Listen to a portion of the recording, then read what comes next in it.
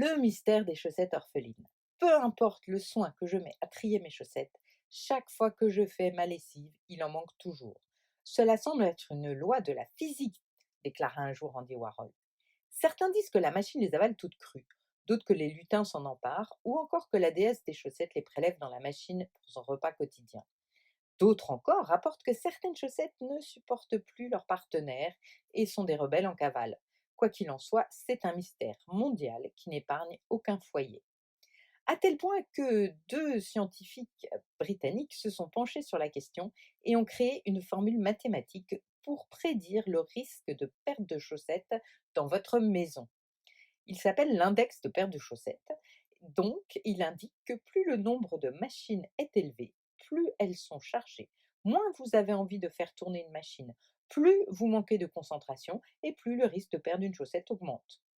Avec une consommation annuelle de 300 millions de paires en France, on compte 16 000 tonnes de chaussettes mises à la poubelle chaque année.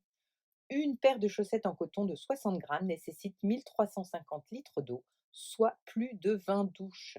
Explique Marcia de Carvalho, fondatrice de Chaussettes Orphelines.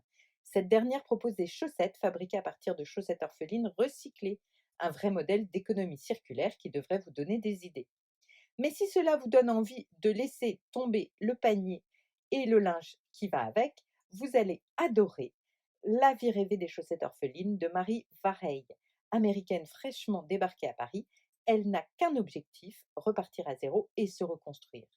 Elle accepte alors de travailler dans une start-up dirigée par un jeune PDG fantasque dont le projet se révèle pour le moins étonnant. Il veut réunir les chaussettes dépareillées de par le monde.